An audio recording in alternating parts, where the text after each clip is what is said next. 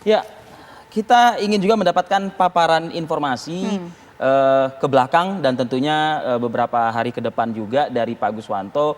Jawa Tengah, Pak, tadi di segmen pembuka kami di Apa Kabar Indonesia Pagi kami menghadirkan informasi dari Pekalongan, dari Kudus, dari Kendal. Ya, ini mungkin Pak Guswanto bisa mereview kembali dan juga memprediksi apa yang akan terjadi ke depan. Baik, Mas Haris, jadi Mbak Maria. Jadi kalau kita lihat dari perkembangan cuaca ini sangat tergantung dengan dinamika atmosfer pada saat ini. Jadi kalau tadi saya sampaikan bahwa ada 2 puncak musim hujan di Januari dan Februari. Nah, rata-rata di pesisir utara Jawa Tengah itu adalah Februari untuk puncak musim hujannya. Nah, sekarang dalam kondisi sepekan 7 hari ke depan ini rata-rata masih hujan ringan sampai sedang. Karena apa? Saat ini masih terdapat DKAT, yaitu daerah konvergen antar tropik ya, di mana daerah ini adalah titik-titik yang menghubungkan memiliki suhu yang lebih tinggi dari sekitarnya. Karena suhunya tinggi, maka dia memiliki potensi untuk penguapan, untuk uap air yang lebih banyak lagi. Jadi itu yang ini. Kemudian apabila ingin mengetahui cuaca perkembangan lebih detail lagi, ada perkembangan cuaca sekitar 3 jam yang tadi saya tunjukkan Mas Arif. Seperti ini, misalkan perkembangan yang boleh kita munculkan lagi ya Pak Guswanto? 3 jam. Ya, baik. Saya munculkan Mas Arif. Oke. Jadi mungkin bisa diperlihatkan seperti ini. Ya, ya, ini adalah yang warna biru muda. Ini adalah yang untuk Februari puncak musim hujannya. Nah, ini adalah untuk perakiraan cuaca atau klimatologinya. Sekarang kita lihat cuacanya lebih ke sini Mas Arif. Nah, ini adalah perakiraan, kalau dilihat ini perakiraan 3 jam sekali Mas Arif. Nah, ini ada di website BMKG. Bisa di-download Bapak Ibu sekalian. Ya. Bisa. Jadi bisa dilihat kecamatan mana akan, misalkan sebagai contoh ini. Ini adalah yang sebelah kanan Kota Semarang, misalkan untuk Banyumanik. Banyumanik akan diprediksi sejak 7 pagi ini dia sudah berawan sampai nanti kira-kira jam 4 sore dia akan turun hujan ringan seperti itu. Kalau Dan Pekalongan Pak Guswanto punya Pak? Pekalongan? Kalau Pekalongan sebentar ya Mas Arif, saya ini ada sih untuk Pekalongan ya, benar. Karena kan kalau kita lihat kan tidak hanya di wilayah Semarang saja untuk Jawa Tengah. Tadi kita hadirkan juga Pak visualnya di wilayah Kendal, kemudian juga di wilayah Kudus, Pekalongan juga. Sebenarnya hal yang samakah yang terjadi dengan di Semarang atau seperti apa Pak? Ini untuk seluruh Pantura di Jawa Tengah itu rata-rata sama, ya, rata-rata sama. Jadi artinya masih tanahnya dia lebih rendah dari sekitarnya, dan kemudian juga itu masih dipengaruhi untuk adanya monsun dari barat, dan ini semua masih sama, ya. Jadi masyarakat barangkali, pun ini, baik Pak silakan. Barangkali untuk yang Pekalongan, karena banyak sekali ya ininya. Jadi BMKG telah menyiapkan untuk ini. Misalkan ini untuk Pekalongan. Nah, coba kita lihat di sini. Ya ini. Ya, ini Pak. Pekalongan. Itu Pekalongan Barat nanti jam 7 sekarang udah berawan tebal. Nanti jam 10 diperkirakan akan hujan ringan ya. Sampai nanti jam 16 sore baru dia akan hujan sedang. Inilah yang mohon Bapak Ibu sekalian bisa melihatnya ini ya. Dan ini sama Pak Guswanto, 3 jam diperbarui, 3 jam diperbarui. Iya, diperbarui, dan dia menyambung Mas Arif.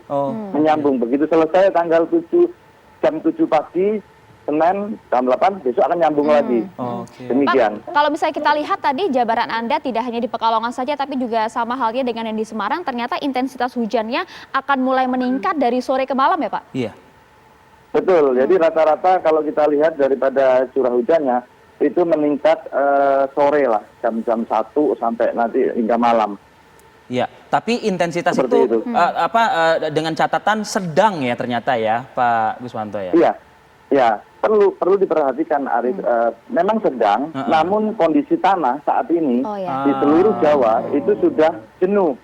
Itu yang penting. Ya, karena sudah berhari-hari diguyur hujan, maka dengan adanya hujan yang tidak terlalu ada dampaknya ya. Deras, Betul. Nah, itulah yang akan menjadikan tanah nanti tidak bisa menyerap lagi sehingga dia menimbulkan genangan ataupun aliran permukaan kalau dia memiliki kelerengan yang cukup untuk mengalir. Oke, Pak Guswanto, kita pantau konkretnya seperti apa di lapangan, Pak, khususnya Pekalongan.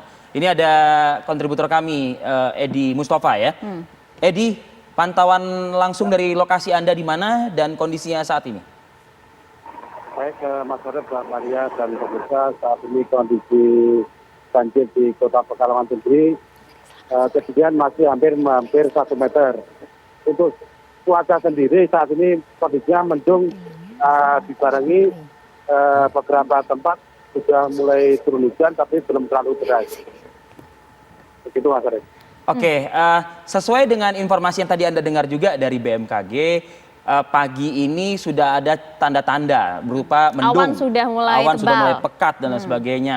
Jam 10 nanti dimulailah hujan ringan ya, berubah nanti pada saat sore hari menjadi hujan sedang. Tren yang seperti ini apakah Anda rasakan beberapa hari sebelumnya, kemarin atau hari ini atau pagi ini? Untuk di wilayah Pekalongan sendiri sebenarnya untuk curah hujan sudah beberapa hari kemarin sudah curah hujannya agak lebat juga. Namun sudah merendam, sebelumnya sudah merendam 16 kelurahan di wilayah Kota Pekalongan sendiri. Namun sejak hari Sabtu dini hari kemarin, setelah curah hujan yang cukup lebat dari dini hari sampai pagi hari, sehingga menjadi 23 kelurahan yang terendam di wilayah Pekalongan sendiri hingga saat ini. Ya, ada 23 kelurahan yang terendam. Apakah kemudian ada masyarakat yang sudah mulai mengungsi, Edi? Untuk warga yang mengungsi ada beberapa titik. Ini di belakang saya ini ada di Masjid Al-Karomah. Ini warga dari Kelurahan Pinto, Kecamatan Pekalongan Barat. Karena ketinggian air sendiri sudah mencapai hampir 1 meter. Edi, lokasi Anda berdiri saat ini saja mungkin masih banjir ya? Ya, ini banjirnya baru datang sekitar tadi pagi sekitar jam 4. Ini padahal kondisinya di lokasi pengungsian. Oke, saya mereview sedikit laporan dari Didit Kordias di Semarang. Kesulitan yang dialami di lokasi tempat Didit tadi adalah air itu sulit untuk mau dibuang kemana meskipun pompa sudah digunakan. Tempat pembuangannya kurang. Karena memang kalinya pun juga sudah meluap juga. Kondisi yang terjadi di tempat Anda seperti apa gambarannya, Edi? Untuk kondisi di Pekalongan sendiri hampir sama dengan yang di Semarang. Pompa untuk menyedot airnya itu sudah dibuang ke sungai, namun sungai itu tidak, debit airnya cukup tinggi sehingga meluaplah ke pemukiman warga begitu.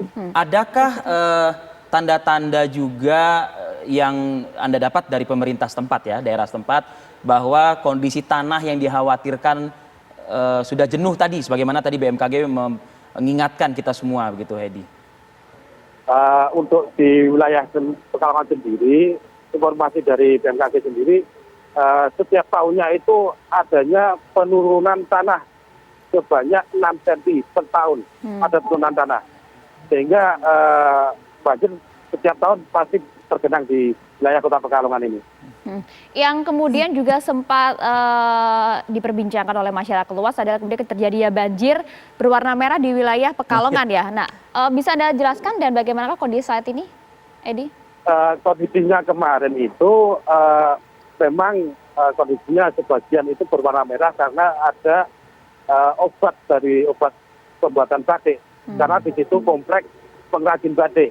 Namun setelah diselidiki oleh pihak kepolisian, ternyata ada orang yang sengaja membuang kira-kira sekitar 3 kg obat batik yang dibuang ke banjir itu sendiri. Namun kondisinya sekarang sudah berangsur normal kembali. Oke, bagaimana Pemda mengupayakan, terlepas ya kondisi sungai yang tadi Anda katakan, mengupayakan agar masyarakat ini bisa segera pulih begitu. Ya, paling tidak airnya juga kemudian cepat surut lah. Karena tadi saya mendengar pernyataan Anda, lokasi pengungsian tempat Anda saat ini aja juga banjir. Ya, kita mungkin dari pihak pemerintah akan memaksimalkan pompa ini, tetapi menunggu debit air sungainya itu turun dulu. Karena kalau kita buang ke sungai, dari hilirnya nanti keluap lagi. Tapi ada wilayah daerah lain yang kebanjiran lagi gitu. Iya, catatan Itu sih harapannya. buat kita semua ya Mas Edi. BMKG juga sudah merilis prediksi hujannya, curah hujannya juga masih cukup stabil nih Masih akan untuk tinggi. beberapa hari ke depan. Mudah-mudahan masyarakat bisa mengantisipasinya bekerja sama dengan pemerintah daerah setempat. Edi Mustafa, terima kasih laporan langsung Anda. Kita jeda dulu Terima kasih sejenak. Mas Edi. Ya. Ya, Maria, kita akan hadir lagi nanti usai jeda pariwara berikut. Tetaplah bersama kami pemirsa. Ya, Anda kembali di Apa Kabar Indonesia Pagi. Kita bergabung kembali dengan Pak Guswanto. Pak Guswanto, kalau tadi Anda jabarkan cukup jelas bagaimanakah kemudian kondisi cuaca sebelum terjadi musibah, bahkan hingga hari ini nanti sepanjang hari seperti apa. Kemudian juga dijelaskan kondisi tanah saat ini sudah mulai jenuh karena terpapar oleh curah hujan yang cukup tinggi begitu ya Pak. Kalau bisa diibaratkan tadi saya sempat berbincang juga dengan Arif Fadil, ibaratnya tadi saya kutip ya Vi, niatan kamu ada longsor di atas, banjir di bawah begitu. Nah, apa yang bisa dicermati dari sini untuk kemudian kita meminimalisir lah musibah yang terjadi ke depan, Pak Guswanto?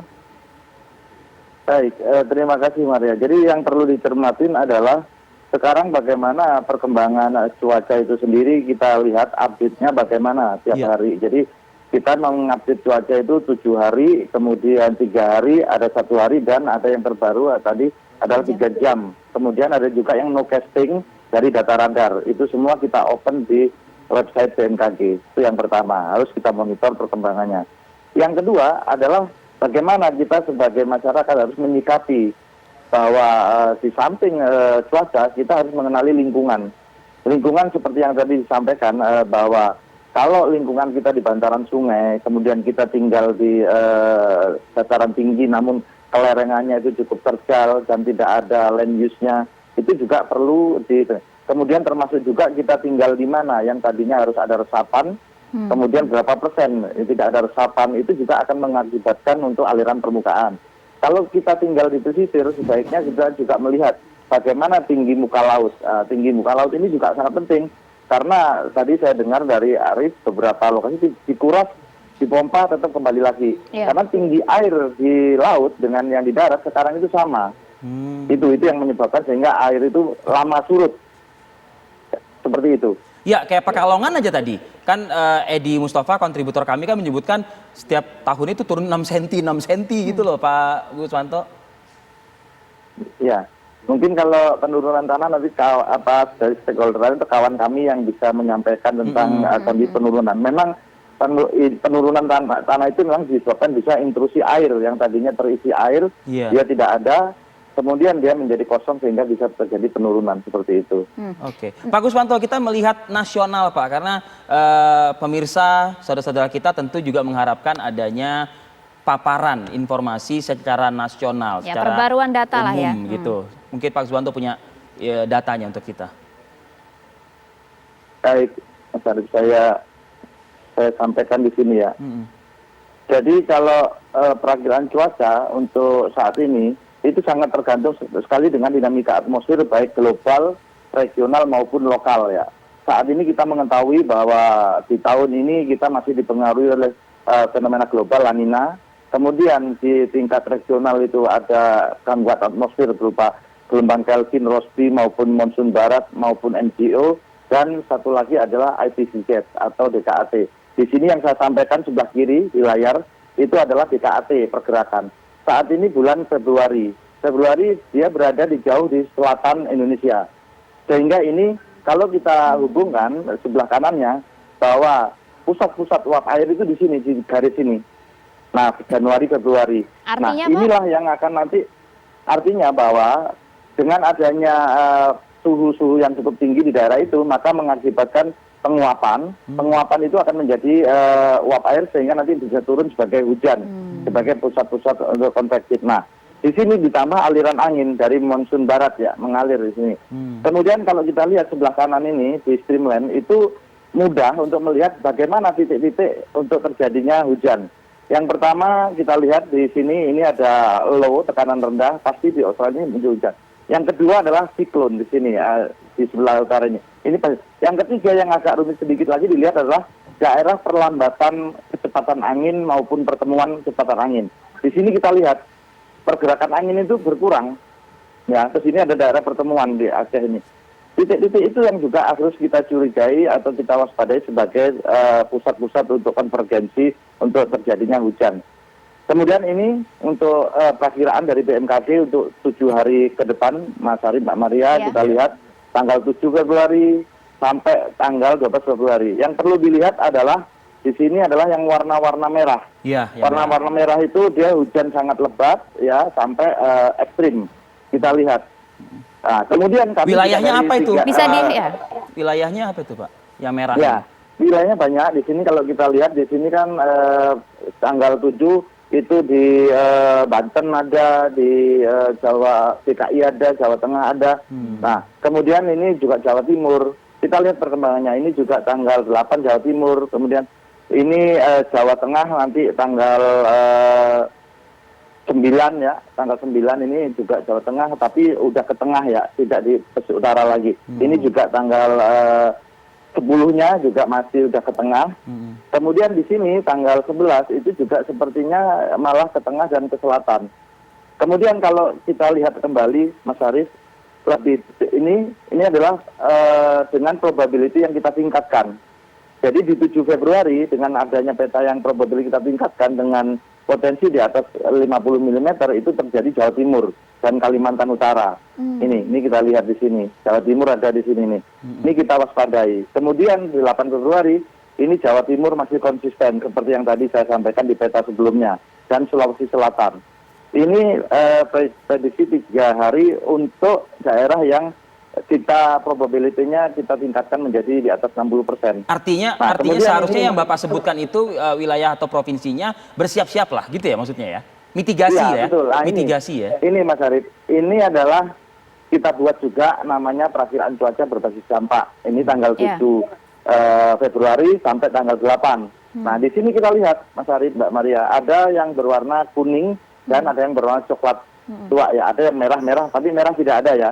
Nah, di sini ada Banten, DKI Jakarta, Jawa Barat, kemudian Jawa Tengah, Jawa Timur, itu siaga posisinya. Artinya siaga, di sini kan peta berbasis dampak berbeda dengan yang untuk banjir ya, bahwa berbasis dampak daripada curah hujan ekstrim bisa banjir bandang maupun bisa juga tanah longsor.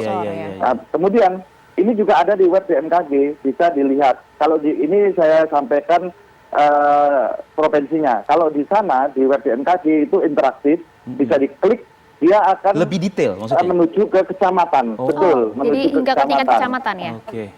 Iya, dampaknya apa nanti muncul di sana. Ini yang kita sampaikan. Demikian. Iya Pak Guswanto.